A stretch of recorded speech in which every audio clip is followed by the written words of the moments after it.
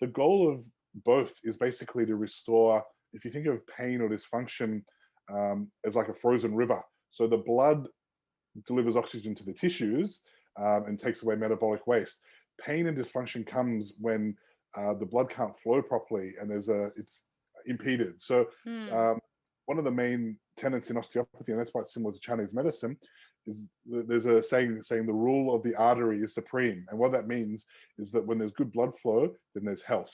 When Hmm. there's pain, or you think of a strain or a sprain, everything gets tight and the blood can't, Can't can't do its flow. proper job, can't Yeah. flow basically. So that's a very simplistic way of looking at it, but it's really interesting because once you have good structure, once the structure is fine, the function is also is interrelated, and that's another tenet of osteopathy, that the structure and function are interrelated. So for Hmm. the function to be good, the structure has to be strong.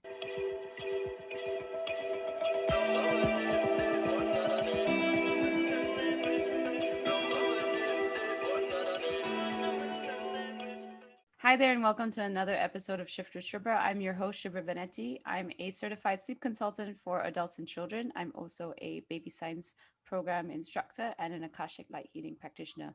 And on today's episode, we have Jon Marshall. So Dr. Jon Marshall's expertise is in osteopathy, but it also includes acupuncture, dry needling, and cupping. He's the principal osteopath of Back and Health, and it has 3 clinics here in Singapore providing integrated care. He has a massive passion for Aikido, and it led him to study osteopathy and acupuncture. He's the founder of Manual Medicine Australasia, an organization that teaches manual medicine practitioners such as osteopaths, chiropractors, physiotherapists, and other allied health professionals in dry needling, cupping, acupuncture, and osteopathic techniques throughout Australia, Southeast Asia, and Japan. I wanted to have this conversation with an osteopath because having been through a number of, let's say, injuries, a number of bodily issues throughout the years, I predominantly have seen a physiotherapist. And you would have hopefully come across a conversation that I had with Melanie Myers, who talked about physiotherapy. And I've been seeing Melanie since I was about 21 years old, quite a few years ago, almost 13 years ago. Um, and I have always predominantly seen a physiotherapist. And then I recently, because it wasn't necessarily an injury, but just sort of like joints, um, I saw a chiropractor, and then I was also told maybe go check it out, an osteopath. And I found it very interesting in terms of the assessment of an osteopath. They're looking, from what I can tell, they're looking definitely at tightness of muscles as well, but I was also informed about, like, maybe I have to look into my diet and my nutrition and also how my organs are working as well. So that kind of gave me a little bit of a interesting. Um, do osteopaths look at more than just, muscles as well? And what do they look at in comparison, as opposed to a physiotherapist that might be looking more at functional movement of the body? What does a osteopath look into in terms of functionality? Do they look into other things? So we are very, very honored, very, very privileged to have Dr. Jon Marshall come on today to talk about osteopathy, to just give us a breakdown about what it really is, who does it really serve, and for what purpose does it really serve, and then, how do you know that you need to go see an osteopath, and why would you need to go see an osteopath? Sorry. So I hope you enjoy today's content. I hope you enjoy the episode. Do write into us if you have any suggestions about future episodes. Like the episode, share it, subscribe to our channel, press the little bell button so that you get future updates. We post every Monday here on YouTube, on Instagram, on Facebook, as well as our audio streaming channels, which is Google, Apple, Spotify. And we hope you enjoyed today's episode. Thank you so much for tuning in. Well, thank you very much for coming on the show, and I'm so glad that you're here. I have read your profile. It is it's very, very informative, and it's so jam-packed. But why don't maybe Dr. Jon Marshall, you tell us, what is your journey of leading you up to where you are today with regards to osteopathy? Sure. Well, thank you very much for having me on your program. It's an honor to be here. So how long do we have? So I hope I don't bore you too much with the details, but my I guess journey in manual medicine started about 22 years ago. I was, or a bit longer than that, I was living in Japan for about 7 years. So I went to study osteopathy. Sorry, not osteopathy. I went to study Aikido, which Yes. is a Japanese martial art that I've been doing since I was 10 years old. And I'd taken, I arrived in Japan at 21. I wasn't sure what I wanted to study. So I took a gap year that became a 10-year gap year. So A gap year became a gap originally, decade. yes, exactly right. So it was meant to be a year in Japan, and then I was, to find myself and see what direction I wanted to go in. And that 1 year, I mean, Tokyo in 1996 was such a fascinating place. I was 21 years old, and to say I was wet behind the ears was a massive understatement. I think I was swimming underwater. So it was, it was a great time in my life. I did an instructor's course in Aikido, which was pretty full on. And at the end of that, I had a few niggles, some injuries, and a friend of mine was seeing an acupuncturist, and this professor was actually the head of the Beijing University of Traditional Chinese Medicine. They had a branch in Tokyo. Right. So I went there, and this guy was like magic. And in hindsight, all he did was he did some orthopedic tests on my shoulder. He sort of knew what the problem was straight away, needled me, and I think I had 2 sessions with him, and I was cured. And I was just like, Wow. rah, this whole kind of field. And I kind of was kind of interested in manual therapy. I was thinking of kind of shiatsu or something because I was in Mm. Japan, and this Mm. avenue just opened up. And so I attended it was a 2-year diploma course in Chinese. It was Chinese acupuncture and tuina, which is kind of Like a TCM massage. massage. Mm. Yeah. But the teacher who I had was very skilled at manipulation. So that kind of, I love needles. But this is even 22 years ago. Acupuncture was still relatively unknown in Australia.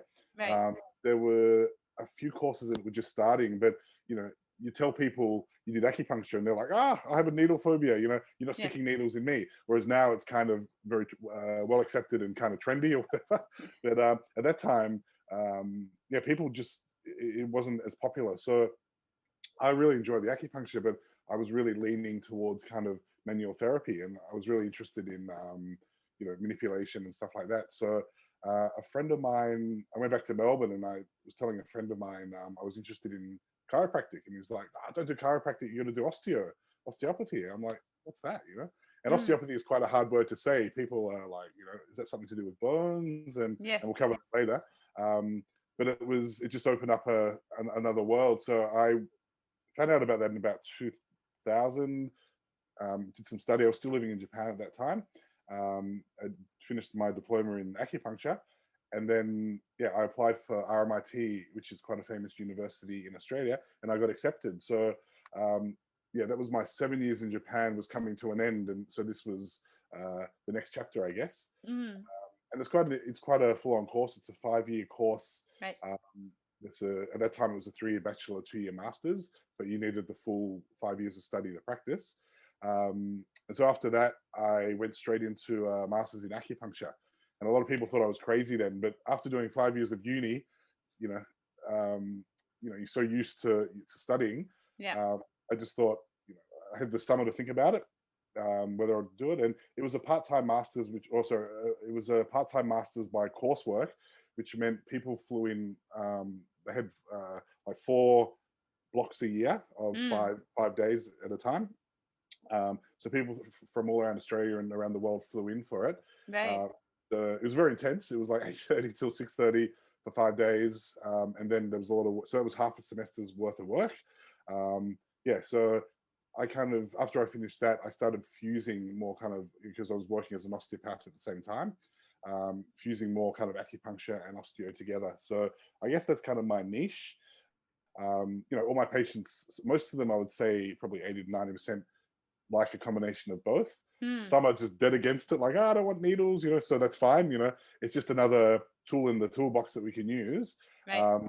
But I find that most people have a irrational, or maybe it's a rational fear of needles, but I have to convince them that the needle is actually, the gauge is about 20 times smaller than a hypodermic needle. Yeah. So it's literally hair thin, and people are almost disappointed. They're like, I thought it was going to hurt. I'm like, well, you can make it hurt if you want. But so yeah, that was kind of my journey academically. I went on to do a graduate diploma in animal osteopathy.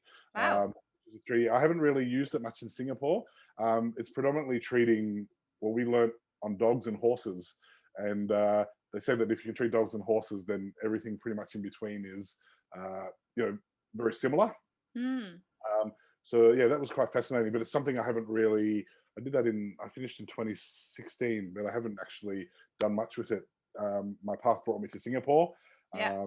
and I started obviously back in health and the Singapore Headache and Migraine Clinic. So yeah, that's where I am now. Yeah. Yeah, I think That's a full-on journey. I mean, yes, I yeah, was just looking at your profile because you got the masters in osteopathy, you've got the masters in acupuncture, you do Pilates, you're a personal yeah, trainer, you're a functional training specialist, you mm, were the Olympic Taekwondo team osteopath for Australia for a yeah, while, and you're also a lecturer in Chinese medicine in osteopathy, and you also are a lecturer in the International College of Osteopathy in Japan. So, yeah. So それは日本語喋るのこと is it where you're speaking in Japanese then? no, I actually have a translator, but my Okay. my everyday conversation is not bad. That's very good Japanese, by the way.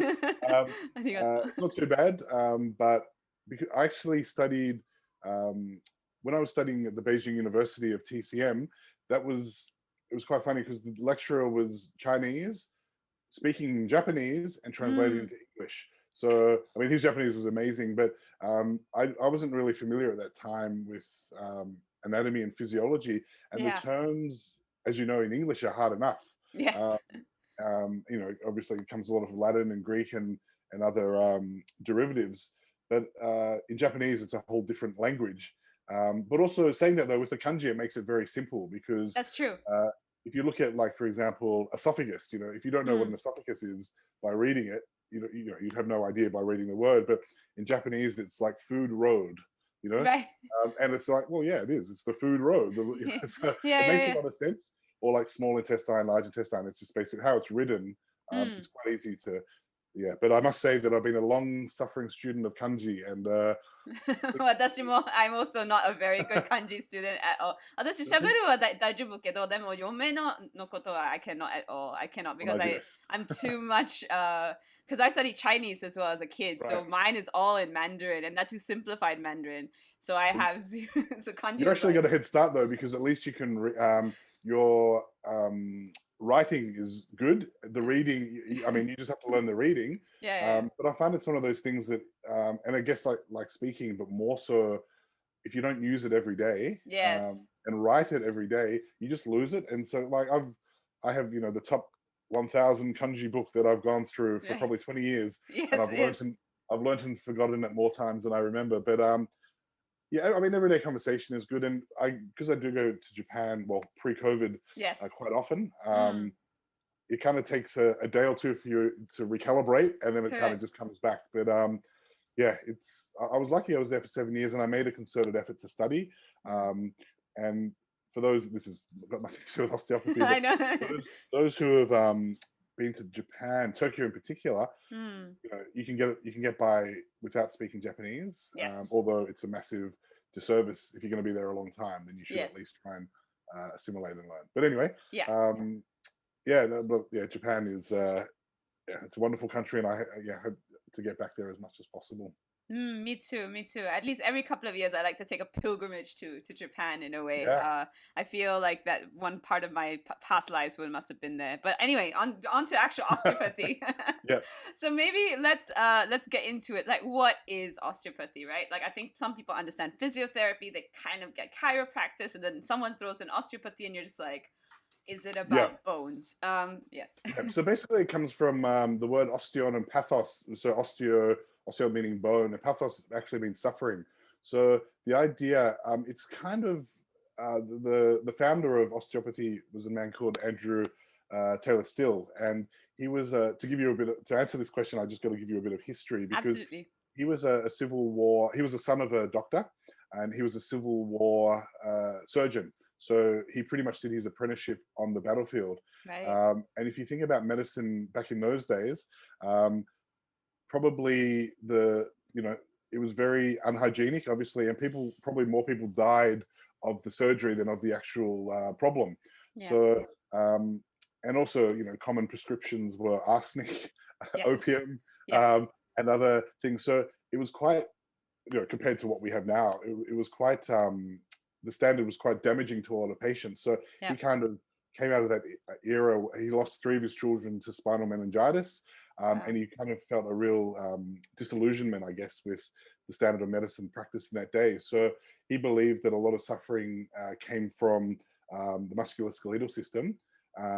So a lot of people think it's bone therapy. It's actually, pathos is actually suffering. So um, what's included now is probably built on that foundation, but it includes a lot more. So it's not just about bones. And this is a typical misnomer that people often ask, they'll say, like, is it my muscle or is it my bone? And it's actually interconnected, because the muscle attaches to the bone, of course. So if the muscle is tight, then the bone isn't able to, or the joint can't act in its normal range of motion. So you need to treat both.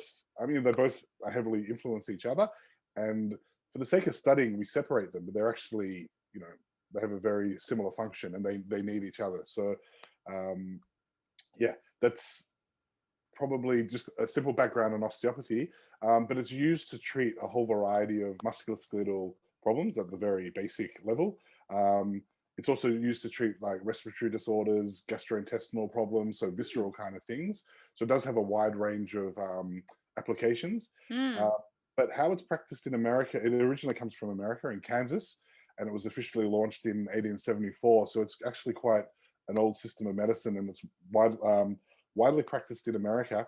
But how we practice it in Europe and Australia was influenced more from the UK school of osteopathy, and that was students of the founder went back to England, and they kind of developed it, and it kind of went in a separate direction.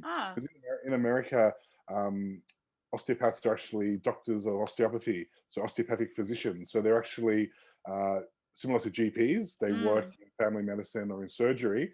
So plus their medical training, they do another 4 years of musculoskeletal medicine. So it's a very comprehensive course.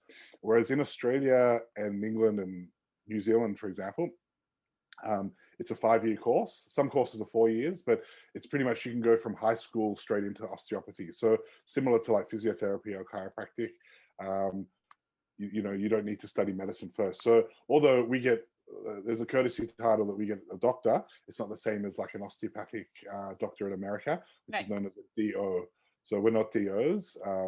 Yeah, it's kind of evolved separately. So our system, we work more on our education is heavily focused on anatomy, physiology, pathology. So basically we do all the medical subjects, but we don't do surgery. We do osteopathic technique. And it also aligns with the chiropractic course, because at RMIT, the course is done side by side. So the first 3 years, all our science subjects are done together.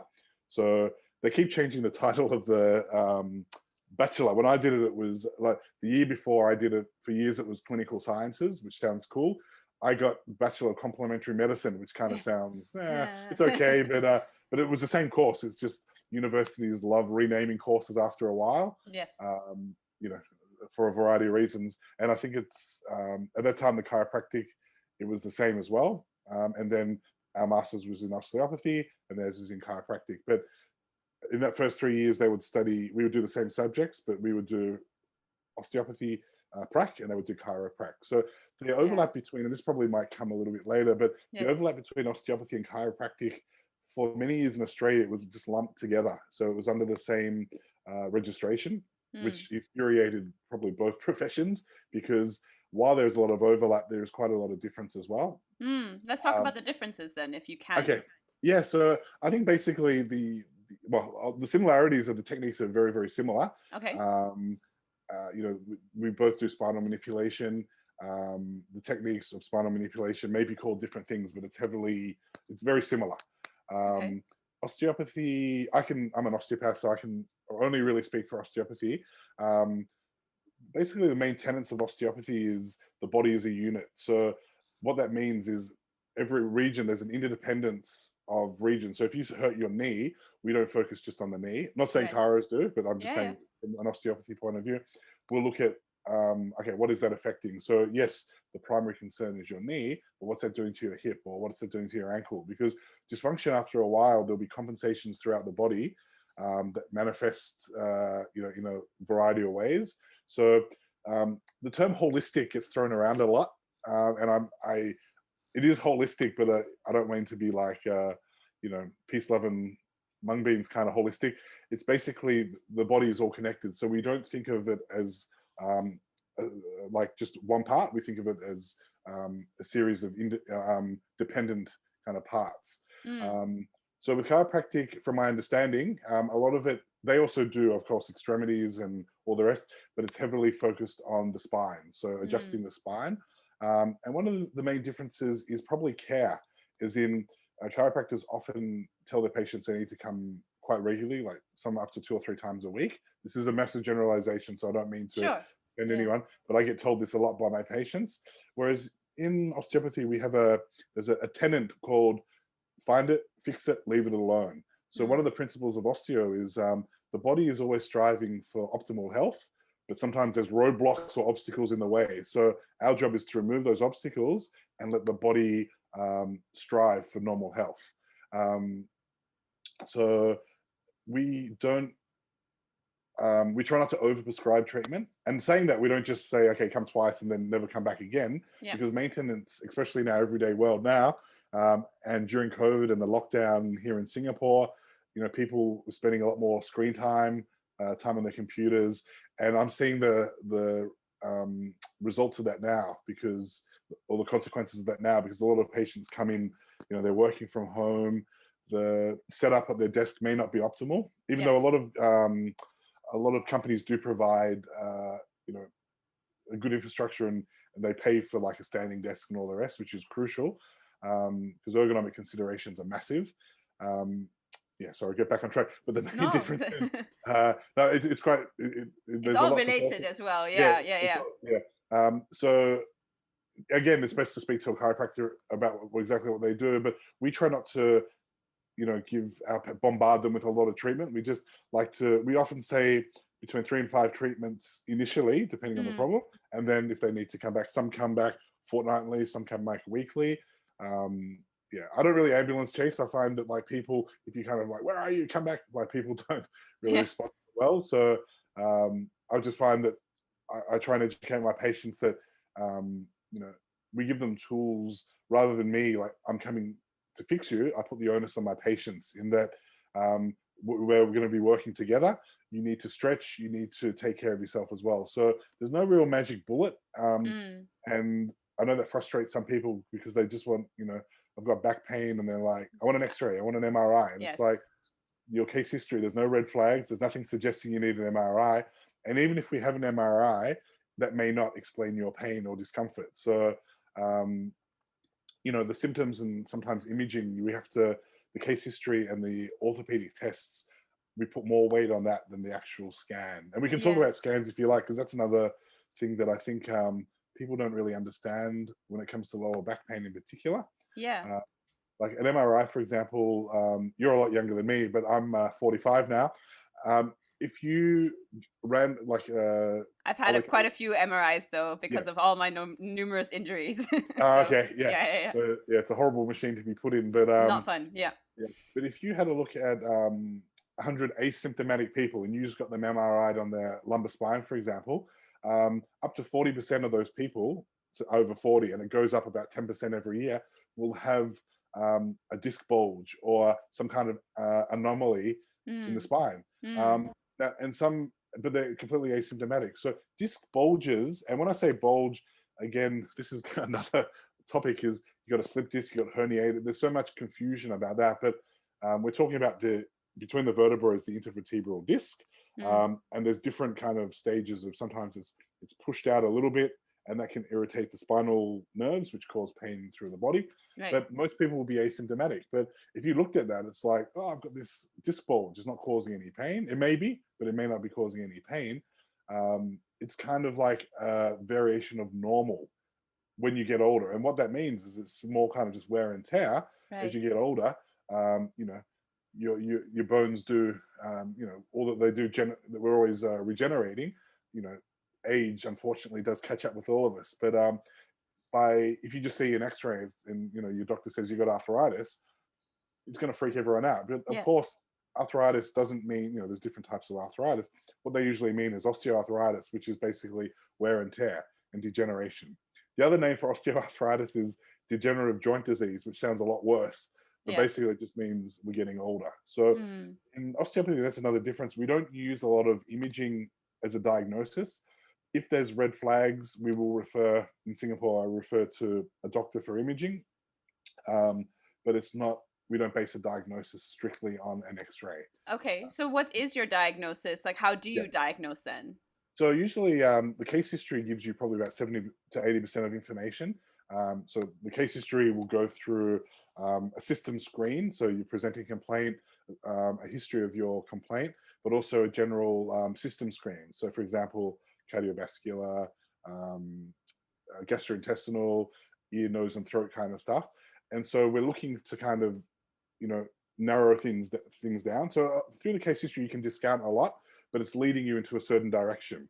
We then confirm that with an orthopedic assessment. So we do tests that will, test the orthopedic, like the muscles and bones and joint. And we rule out anything sinister. So for example, sinister would be things like possible tumors, or which are called space occupying lesions. And that's usually, they're what we call red flags. So kind of like, sharp, kind of pain that doesn't go away, night pain, unexplained headaches, like that come on after 50, for example. There are a few things that kind of lead you to like, okay, this is potentially serious. Yep. Or, they've got sharp numbness and tingling, or pain in their legs or arms. Some of them, these can be hospital, they can be emergencies that, we need to call an ambulance, an ambulance immediately too. So thankfully it doesn't happen very often. But from the case history, we will know it's like a funnel, and it funnels down what we're going to do. So the case history, orthopedic assessment, and that includes, we do a neurological assessment as well. So cranial nerve tests, just to see if there's any abnormalities from a neurological point of view. And if there is, then, we give them we refer them to the appropriate healthcare provider. So we what don't is a cranial neural test then, for example? So cranial nerves is basically assessing the cranial nerves. So, the nerves that come out of your brain that may be affecting your vision, hearing, balance, etc. So it's a quick scan that we do. It doesn't take long. But we use this particularly if people are coming with headaches and migraines, if there's any kind of visual disturbances. So yeah, we're trained to, to take a proper, go through the whole, the neurological system. And that includes also muscle testing as well. Right. Yeah, so it's quite comprehensive. Yeah. And, we test reflexes, and it's something that, we don't prescribe medicine or drugs. We pretty much, know when to refer on, but we pretty much do everything with our hands. So, and the osteopathic techniques that we use can be soft tissue techniques, which look like massage, but you don't come in, it's not like an hour relaxing massage. The idea of the soft tissue technique is basically to release the muscle so we can get into the joint and move that around. So, right. Yeah, a lot of practitioners now do dry needling, which is a version of acupuncture. Yes. What is the difference for dry needling and acupuncture then? It's a great question. The facetious answer I give is 2 days or 3 years. 2 days is usually, dry needling is based on Western anatomy and physiology. So it's taught to physios, osteos, chiros, those that are already clinicians and have a grasp, substantial grasp, or they're doctors in physiotherapy or chiropractic, because they already know the physiology and anatomy. So what we teach them, and I also run another company called Manual Medicine Australasia. That wasn't a plug, but it was no. segue It's been mentioned. We've been mentioned it. It's okay. Yeah. So yeah, I teach a lot of the senior students of those disciplines, as well as medical professionals. And a criticism we get is that it's only 2 days. How can you teach people to needle? But they already have the background knowledge of anatomy and physiology. So what I teach them is how to apply the needle, or how to tap it in properly, but where to put it, but most importantly, where not to put it. So yes, it's extremely safe. but obviously with the spine and the thoracic cage, you have your lungs there, so we don't go perpendicular, obviously, because that can cause pneumothoraxes, which is where the spine, the lungs collapse, which is a very serious problem.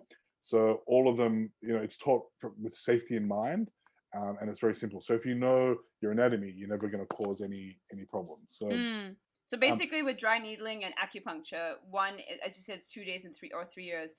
Yeah. Is it just about the muscles then, and dry needling, and acupuncture is about energy points then, right? Pretty much, yeah. So we talk about the neurophysiology of the points. So it has for the muscles, but it also the autonomic nervous system, the neurology. It kind of regulates that as well. So it works in so many ways that we still don't know how it works, but it's very, very effective. As is acupuncture. But acupuncture, I would say, is more holistic in that pain or musculoskeletal needling is like this much of what acupuncture can do. It's like the iceberg. I don't know if you know the iceberg meme of like, success, and you see the top of the iceberg, success, and under the water, it's like, determination, years of sacrifice, blah, blah. So I find that from using that analogy, pain, to treat pain using acupuncture is just the tip of the iceberg. From a systemic point of view, it can treat far more. So regulating, I use it a lot for gastrointestinal problems. So it's down a different kind of rabbit hole, and I think it's more complete. But for physios and chiros and osteos who use dry needling, we're pretty much dealing with the musculoskeletal system. I wouldn't say only, but predominantly. And the results you get are very, very good. I don't teach there are a lot of different kind of methods of dry needling. Some are very aggressive, which, whereas, like if you peck it and they want that twitch response. I find it's not necessary. Once the needle is in, it's already causing a response throughout the body. And it's very subtle. You don't need to kind of dig it in and all the rest. But the goal of both is basically to restore, if you think of pain or dysfunction as like a frozen river. So the blood delivers oxygen to the tissues and takes away metabolic waste. Pain and dysfunction comes when the blood can't flow properly and it's impeded. So one of the main tenets in osteopathy, and that's why it's similar to Chinese medicine, is there's a saying the rule of the artery is supreme. And what that means is that when there's good blood flow, then there's health. When there's pain, and you think of a strain or a sprain, everything gets tight and the blood can't do its proper job, can't flow, basically. So that's a very simplistic way of looking at it, but it's really interesting because once you have good structure, once the structure is fine, the function is also interrelated. And that's another tenet of osteopathy, that the structure and function are interrelated. So for the function to be good, the structure has to be strong. Right. So it's kind of an interesting, I'm not sure if it's a difference between other forms of manual medicine, but I think it's like that mountain, Yes. we're all going up the same path. People take different paths, but the goal is essentially to make the patient feel better, get them out of pain, and to be able to restore activities of daily living. And whatever path you take, it's like, whether it's osteopathy, chiropractic, acupuncture, the goal is very similar. And to go further more into that, I find it's the practitioner that's more important. It's not I wrote an article about this because people often ask me what's the difference between chiro and osteo and physio. So if you do look on our website, and this is just not that I need a plug for Back in Health, it's actually under a frequently asked question. Okay. And it does address that. But the point that I like to make about it is about the practitioner and that relationship you have with them. And so I hear a lot of people saying, oh, this guy's good, or this guy's not good, or that therapy is not good. I think that's it's not necessary. And other health practitioners kind of criticizing other practitioners is also not good. I think once the patient and the practitioner, it's a very symbiotic relationship. Symbiotic, that's a great word, because that's exactly what it is. There's great practitioners, there's average practitioners in every field. So you just need to go and find who gels with you. So I think that's really important. Yeah. And in terms of so you mentioned the kind of health problems in a very big area, right? So you're talking musculoskeletal. So that would be, for those who don't know what musculoskeletal is, but it's very pains Muscle, in limbs, joints, yeah. that kind of thing. Then you talked about respiratory and gastro. How is that how is that treated in osteo? I mean, So, yeah, I mean, yeah, it's using like more like mechanical techniques to influence the lungs, and there's specific techniques that we use on the viscera. So using what's a viscera? sorry, the viscera are the organs. Okay. It's like a visceral kind of feeling. Okay. This is a visceral treatment. Visceral osteopathy is actually heavily influenced by the French, like the osteopaths. They did a lot of research on it. And so they actually, by manipulating certain organs, like literally pressing on them or doing specific techniques to them, you can actually influence the function of them. So, for example, constipation is a big one.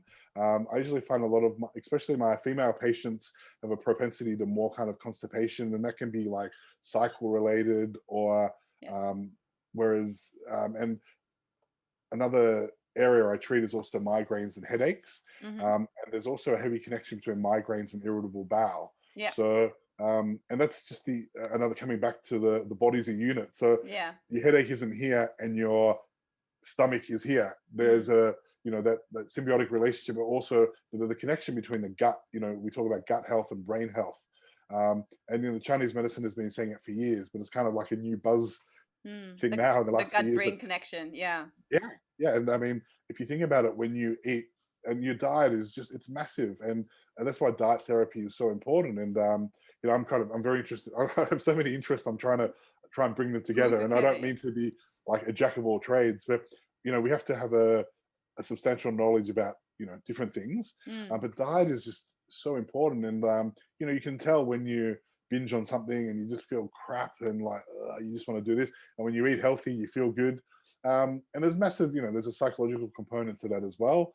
And I usually find that you need to, through our treatment, we don't just put hands on, we need to kind of have that relationship. We call it the Bio Psychosocial Model. So the patient isn't just a patient with headache, they're a person. So every person comes in with their unique story, their unique presentation. So we don't really have custom plans for, okay, migraine, we do this, or headache, we do this. We need to think about the whole person. And that's why osteopathy and Chinese medicine, it's all about the person. And we are, you know, a microcosm and a macrocosm as well. And, you know, thinking, you know, peeling the layers off a person and, you know, why are they in pain? You know, and usually there's a somatic reason, which is a body reason, but usually there can be a psychosomatic reason. There can be a visceral reason, like the viscera can cause lower back pain as well. And if you think about where your viscera are, they're hanging off the front of your spine. So any problems with the viscera can also affect the spine. So the connections are just, yeah, they're mind blowing. There's so many. There's so many. Yeah, absolutely. So then, in terms of what conditions, I'm sure, as you said, there's hundreds, I'm sure, and it's such a vast spectrum. But what conditions typically do people go to an osteopath in those separate sections, for example, with musculoskeletal, with respiratory, or with gastric? I would say probably the majority would be musculoskeletal. That's how most of us are taught. There are kind of branches, like there's craniosacral therapy as well, which you may have heard of. Yes. This is so craniosacral is actually originally an osteopathic technique, and it has evolved. Dr. Upledger, who kind of founded craniosacral, taught it to basically anyone who wanted to learn it. He set up an institute and you could learn it. So the craniosacral is a little bit different from traditional osteopathic cranial technique in that, yeah, so there's different branches of that, which I'm not too familiar with. I've studied traditional cranial technique, and it's looking at basically the cranial rhythm between the head and the sacrum and the spinal cord. So we use a lot of this for migraines, for babies, for people who can't, you know, get direct, like more of an aggressive technique. If I'm treating an 80-year-old osteoporotic lady, so problems with her spine or degeneration of her spine, I'm not going to jump on her and try and pop her or manipulate her. It gives us a lot more options. So I mean, that comes into the technical aspect of osteopathy. But to answer your question about presentation, it depends on what the practitioner has been trained in. So musculoskeletal would be the basic. When I say basic, it doesn't mean easy. It means most osteopaths would be treating lower back pain, for example, neck pain, is huge, especially in COVID times. But Yeah. traditionally, people seek out an osteo for back pain and neck pain. For shoulder, we treat shoulders, extremities, tennis elbow, problems with the wrist, hand, pretty much any musculoskeletal problem you can think of. Osteopaths can treat that. That's a musculoskeletal point of view. Yeah. The respiratory model is basically, so problems with asthma or allergies, we would still use manipulation, because the sympathetic nerves that supply the lungs come from basically T1 to T4, which is in the Right.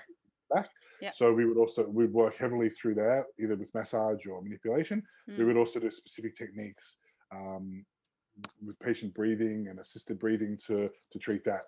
The gastro stuff is more kind of visceral osteopathy, and because I kind of cheat because I'm an acupuncturist as well, so I treat kind of other stuff as well. So both visceral stuff, other conditions, and I find that gives me a lot more scope in my practice. But yeah, I would say bread and butter would be kind of musculoskeletal pain. And then there's a heavy overlap between physiotherapy and chiropractic, because we all treat similar things. Physios might, for example, use more electro machines, for example. And again, this is a generalization. They may work predominantly more in rehab, especially in hospitals, but they could work in the cardiovascular ward, like in COVID at the moment, and do a lot more kind of work through the respiration, through the respiratory system, I should say. So yeah, we all have our own niches, but there's a heavy overlap. And yeah, going back, it's a hard question to answer, but if you do look at the frequently asked questions on my site, it does cover that. So yeah, hopefully that answers your question. Went off on a bit of a tangent. No, not at all, not at all. Because I think that's really important for people to know that. So, for example, if they were having something like irritable bowel syndrome, or they're having Crohn's disease, or gastric acid reflux, or something like that. And for example, it may be tied towards sleep issues that's corresponding with the acid reflux, that's also corresponding to anxiety. Then a possibility is to go see an osteo about that, because it's all three related. Whereas, maybe that particular time you don't need to see a physiotherapist, right? But then if you're talking about maybe because you had a knee injury and then you're looking at that particular joints and those muscles that are now, then perhaps there you can go see either, right? In Exactly that right. sort of time, right? So and if you wanted more rehab, I would say, like, if you've done an ACL and you want a rehab program, then physiotherapy that's their they do that really, really well. So yeah, I would recommend my patients to continue with a physio. Sometimes I have patients that see me and a physio and a chiro, so they do that, and we all work well together. One thing isn't going to contradict the other. But I think it's just having information at your fingertips about what people do. But also you need to do a bit of, as a patient, you just need to do a bit of research, because there's Dr. Google, there's a lot of information out there, and there's a lot of misinformation out there. But one thing I'd like to just quickly talk about is your area and sleep deprivation. I was going to come to that anyway. Please go on. Sorry. No, it's massive, because I see again, with physical inactivity, it's this kind of vicious cycle that's set up between problems with diet, which will affect sleep. I know they all lead onto each other. It could be sleep. You're not waking up feeling refreshed or nourished. You don't want to exercise. You make poor choices, and it kind of just spins out of control. And that's easy to happen. And there's no judgment there, because once you get into that cycle, it's very hard to break. And I think nowadays, our smartphones, ironically, are making us far from smart. Our screen time is increasing, especially with COVID as well. I mean, and again, there's no judgments there, because a lot of us have been locked up, and in other countries, people. I'm from Melbourne, and everyone's locked up at the moment, and they're under a terrible lockdown. So what are the choices? It's hard to stay motivated. It's hard to have a positive mind. But sleep hygiene is like, one of the most crucial things I tell my patients. It's like, if you're not if you're only sleeping like 4 or 5 hours a night, or you're up late and you're up early, it just leads to stress and anxiety. And it's like this compounding effect and I see it. This concept of body armor. I'm not sure if you're familiar with the term, but people through sadness or through stress and anxiety start to manifest, and you can see it through their body position. And their shoulders are up. Their shoulders are up around their ears, and it's like, I made them. I don't do it I try not to do it anymore. But you say to these people, relax, and they're like, I am relaxed, you know, Yeah, and it yeah, makes them even more tense. So I just say to them, don't relax, and they're like, what? And then they kind of relax. But I find that once we can get that weight off, you know, literally the weight of the world off their shoulders, yeah. you know, they sleep better, they eat better.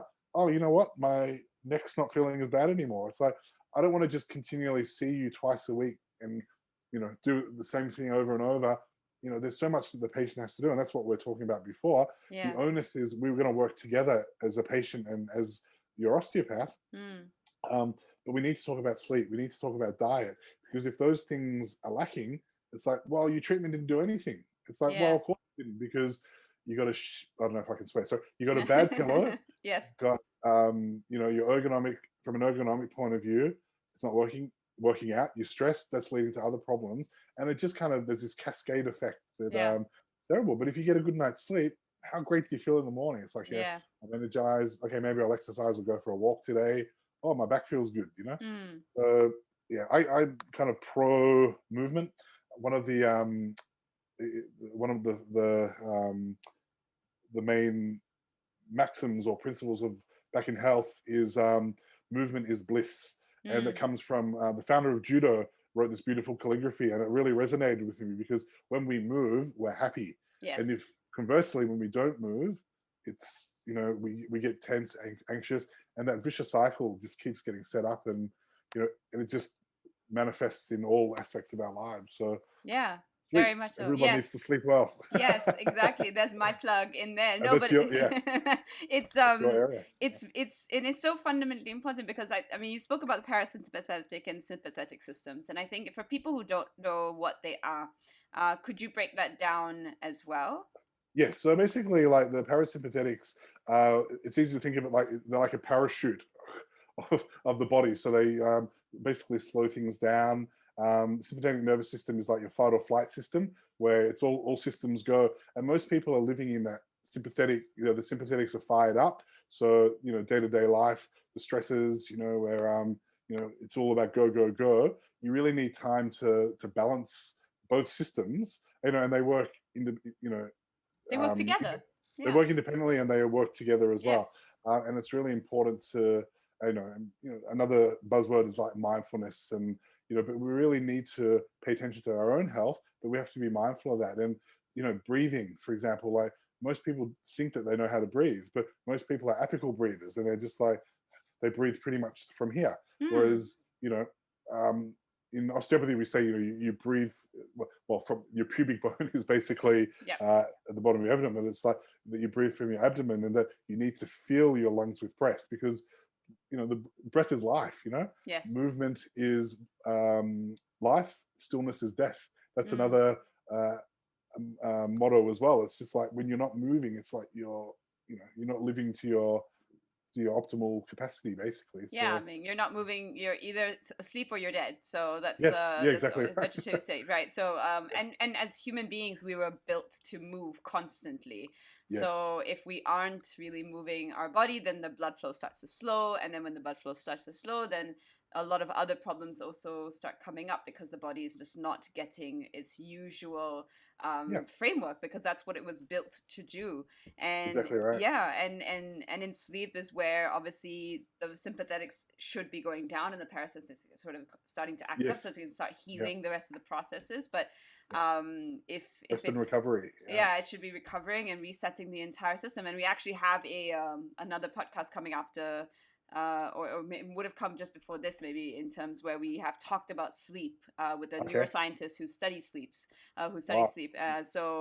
You know, if people haven't caught that, please go and watch that episode that was broken down into two parts because it was just way too much information that we just had to Wow. break that Get down. into But it. yes, it's exactly that, because if you don't sleep, the research has pointed out that, you know, essentially parts of your brain regions that sort of switch off activity and switch on activity are not balanced, and so therefore you're starting to have hyperactivity to go to sleep, and because you're not rested, it's just ongoing and it can't shut down because it's got too much adrenaline or cortisol that's, you know, triggering it, and that's why you get Mm. this vicious cycle that you're trying to shut down but you're so anxious to shut down.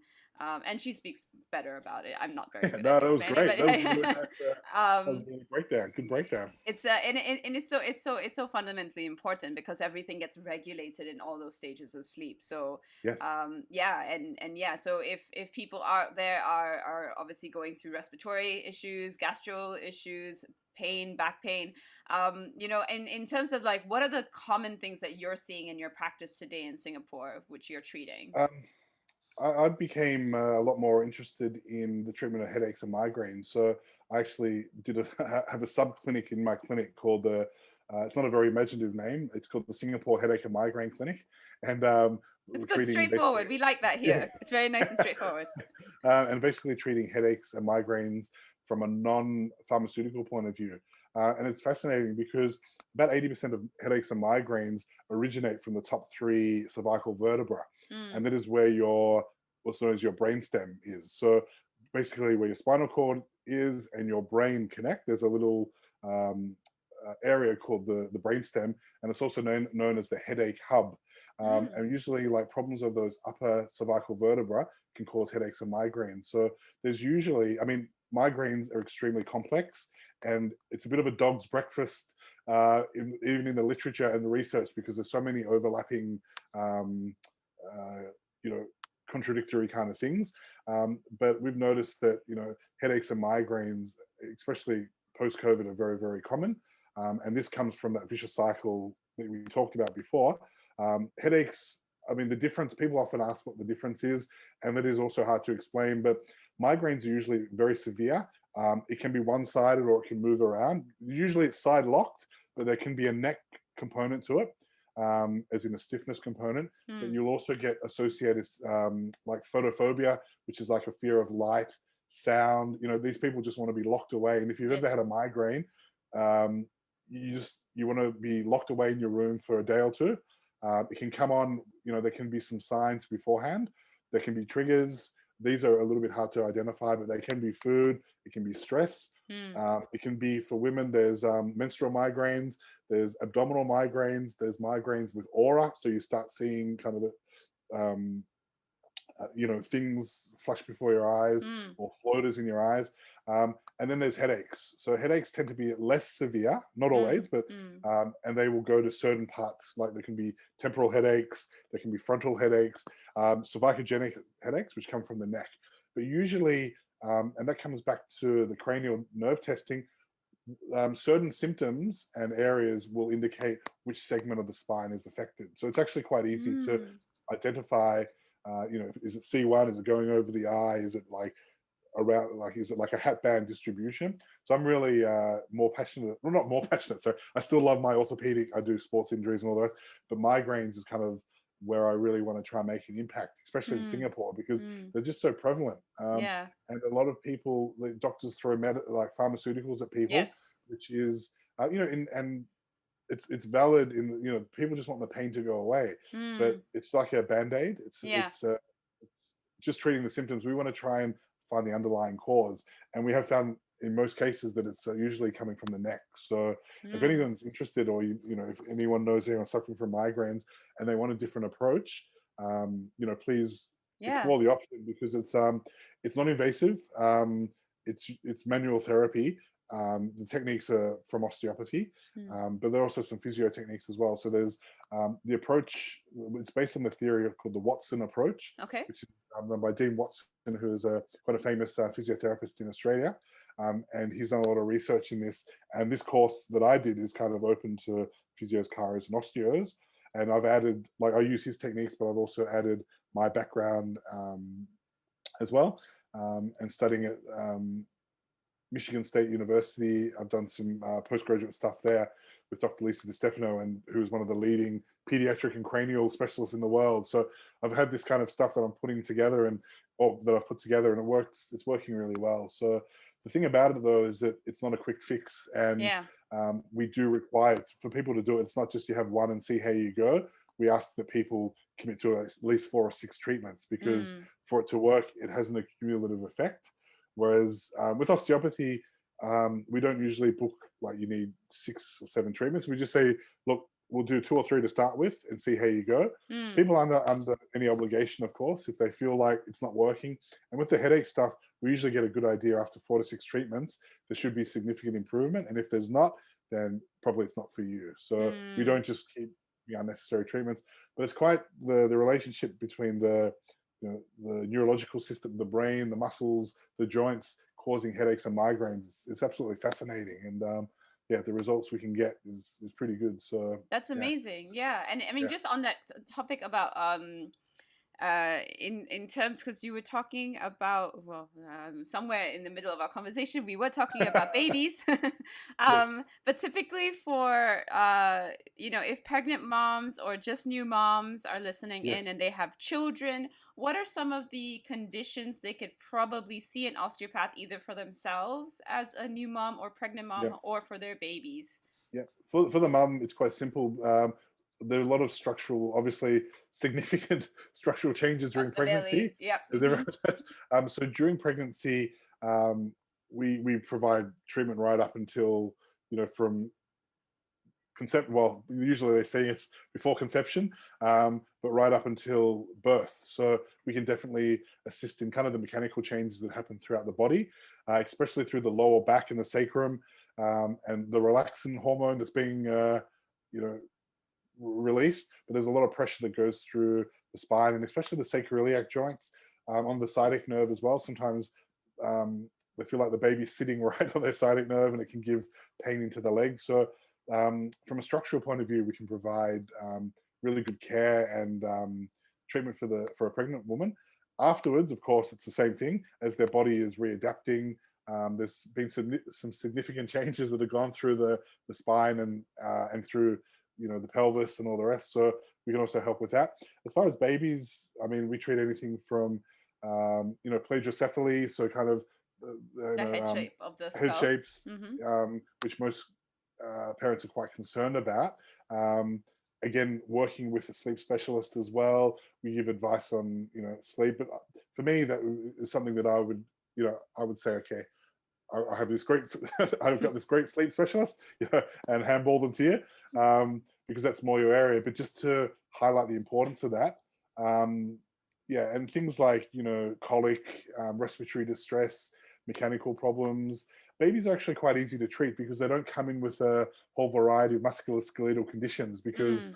They're still in they're development, infants. right? Yeah, they're still in development, and they're um, their joints aren't stressed. They don't get sore backs or sore necks because they're pretty much before they're crawling, and they're just lying there really, and as they go through their different developmental phases. So usually more systemic kind of stuff is we can treat babies with through structural kind of techniques, but also through cranial is very, very effective. So and I've hosted Dr. DiStefano in Australia twice already, and we had a massive interest in that. So I studied under her in Michigan, and I selfishly brought her back to Australia because I wanted to, like, she's an amazing lady, and it'd be great to, if you want to talk to her someday, because Yeah. she's at next level. And when she speaks, you just listen because she has so much knowledge about the human body. She's very passionate, and she's the professor of Michigan State University College of Osteopathic Medicine. So we brought her to Australia for a whole series of seminars. So I've done her seminar probably 5 or 6 times, and I'm still learning stuff every day treating. So yeah, That's that's amazing. one point of thing. Yeah, and then we've taken it to a different level through my Aikido connection. Is that we've started through martial arts, through both Aikido and Brazilian Jiu Jitsu, to trying to channel children between the ages of 4 and 6 into motor skill development. Mm. And this could be a whole different podcast, but I usually find a lot in children, and it's probably been since we were kids, and you guys should get out and play more. But children now are, and especially with the lockdown, and especially in Yes. Singapore, a lot of parents that I treat, or a lot of adults that have children, have brought their kids in because it's like, can you get them moving? They feel that their activity level has significantly dropped. But Mm. more concerningly, it's more there's a psychological component as well, where Yes. people, Tommy was so active, he was doing rugby, he was doing this. in all these activities, and now he's like, he doesn't want to do anything. So, Mm. which is sad. That's more the older kids, but Yeah. the screen time, and I have a 4-year-old and a 2-year-old, and my 4-year-old, we try and limit screen time, but try and get the iPad off him. Sometimes it's like, it's like a meltdown, and it's like, Mm. so what we're doing it's called the Marshall Motor Skills Learning Program, is we're Okay. taking kids from 4 to 6. I probably didn't tell you this, but from Yeah, 4 to tell me. 6 years of age, and we do a lot of game-based activities, Mm. to help them develop motor skills. So the Oh, idea fun. behind it, between 3 and 7 is like a significant, probably the time of their lives where kids are developing motor skills, Yes. whereas a lot of and the focus is to put them in sports specific skills like Yep. tennis Yep. or soccer from Yep. the ages of 3 and 4, whether they haven't really had a full exposure to Mm. different kind of motor skill learning. So if they don't have hand-eye coordination or balance or rhythm, and when I say rhythm, it's not so much music, it's more kind of like synchronization of movement Yes. Knowing in a how to rhythm. connect their Yeah.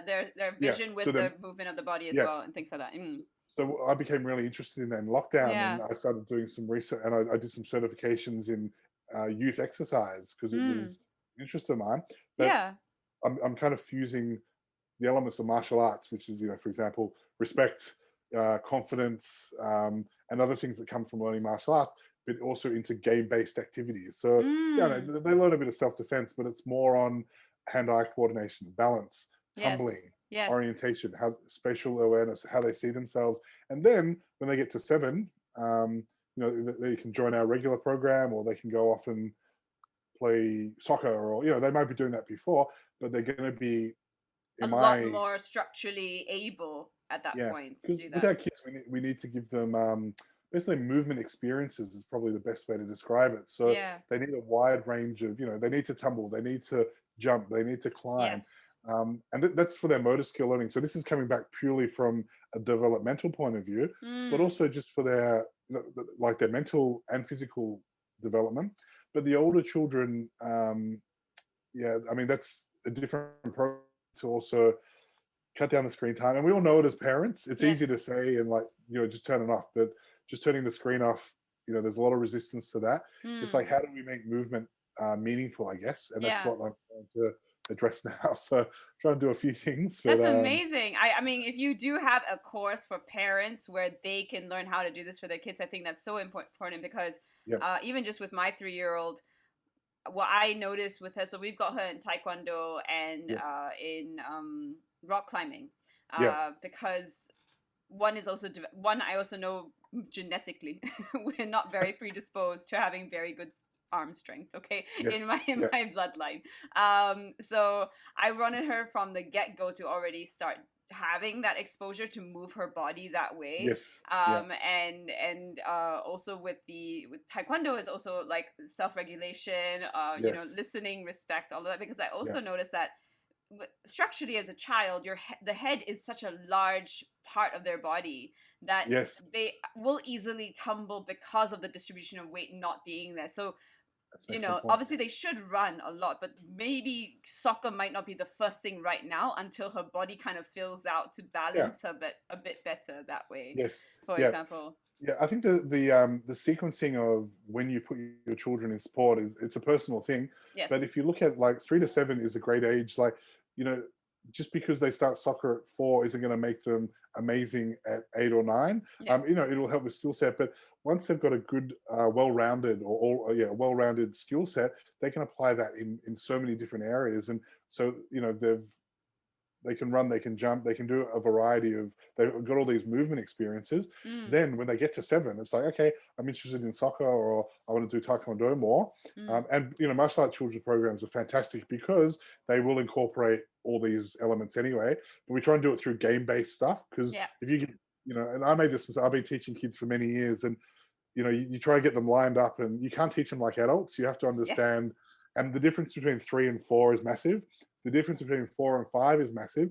So there's all these huge milestones and gaps, and some children are ahead, some are behind. Mm, Um, and so the goal is, I wanted to go earlier. We may do a 3 to 4 class as well. mm. I might have a bit less hair by then, but I found from 4 till 6 is really a good uh, it's just the window is so critical for Yes. them to develop these skills. And not saying that they can't later, Yeah. but if they can have that, especially like soccer skill, like most, I think sports, like there's some statistic again, 60 to 70% of youth sport is usually with a ball. So it's going to be Mm, soccer, it's going to be football or whatever.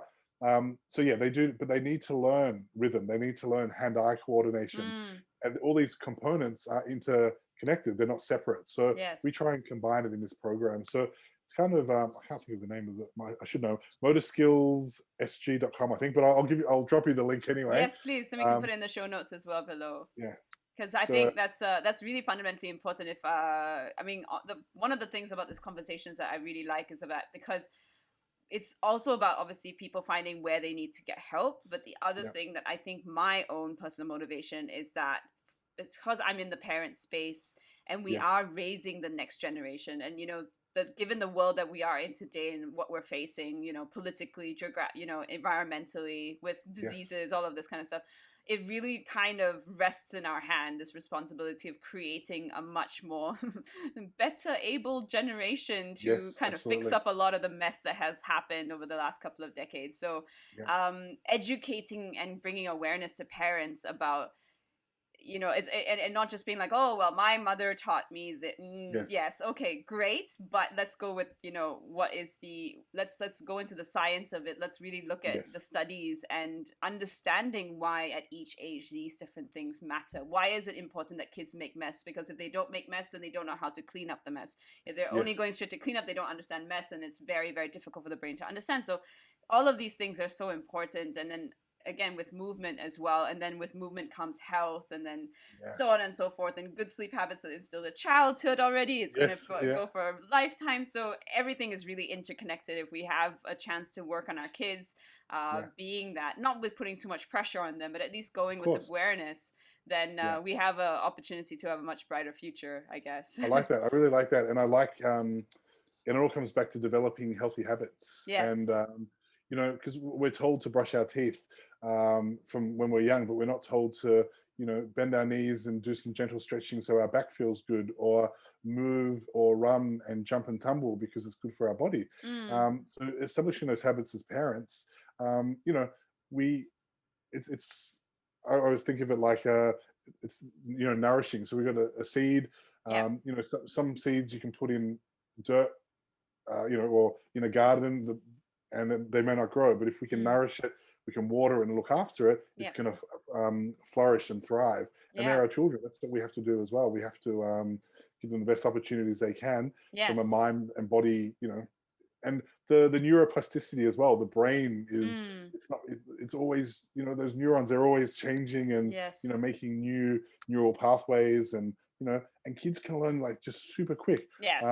With languages, and like we don't speak Mandarin at home, but my son's at a school where they do like one day's English, one day's Mandarin. Mm. And we had the parent teacher interviews, and Yeah. they're like, is he looking at, so my son's name's Will, it's like, Yeah. is he looking at, do you want to continue with Mandarin? I'm like, yes, we do. And it's like, well, he has a good aptitude for it, so Mm. you need to nourish it. Like, but he does have the potential, which is great, because we're going to have to nourish that. But they were just interested in that. Is that something we wanted to pursue? And it's like with languages, he's already like, I speak English and, as I mentioned, a little bit of Japanese, but they're like sponges, and Yes. age Mm. is just so important. Mm. Um, so yeah, I don't know how I got into that topic, but so the languages is important, but just the giving them different experiences with Mm. health, with Mm. nutrition. Mm. It's really It's crucial. very So paramount for their health and upbringing, and yeah, maintaining. I mean, if the one thing I think every parent usually, I won't say every parent because we never know the circumstances every child comes yes, into it, but I would say that majority of parents always, we're wired to want the survival of our offspring, right? And yes, to have a long-term effect of sustaining life as long as possible on this planet, yeah, they need to be healthy. And to yes, do health, it's good movement, good sleep, good fueling, so good diet, great connection, good relationships with people, yeah, and then hope for the best that will you be able to interpret the world to then have a great life going yeah. And that's forward. what holism. That's what holistic health is. That's Yes. fundamental. You just summed it up in a nutshell. All those things that you just said, that's what holistic health is. Because it's our relationship with others, with ourselves, most importantly. Because if you don't obviously have a good relationship with yourself, then you can't, you can't work with the community. Yeah, absolutely. I think we've had such a great conversation, and I think we just need to wrap this up. But what is the shift that you want to create with your work in the world? That's a great question. I want to basically help as many people as possible. I know it sounds a bit cliche, but help comes in many forms. So there's nothing more powerful than being able or satisfying, I should say, and that's a selfish thing because it's not about me, but being able to help someone who is in significant pain, but also how to keep them out of pain. So we want to, and that's the whole, back into health, or back in health means we want to restore you into how you should be. And it's what we just talked about, when you feel great, everything just, it's a cascade from there. Yeah. Everything it's like the stone thrown in the pond. I know we're getting a bit cliche, but it just ripples out. Yeah. And ripples into every, all aspects of your life. So if I can help as many people through that, and that's through osteopathy, through movement, through martial arts, in any way, if I can help one person, I've been blessed that I've had great mentors that have helped me. And it takes a village to raise a child. It takes, there's so many different components that it takes to raising people. And that's what I want to help with. So if I can be a small link in the chain to help people, then I'll be happy. So yeah. Yes, me that's too. My passion, and that's my purpose. Yeah. As we all. Yes, absolutely. Well, thank you very much, Jon, for joining us today. And I'm so thrilled that you came on, and I look forward to more conversations, hopefully in the future together with Absolutely. you. Right. Yeah. Yeah. Thank you so much. Thanks for the opportunity. Thank you. Bye-bye. Bye.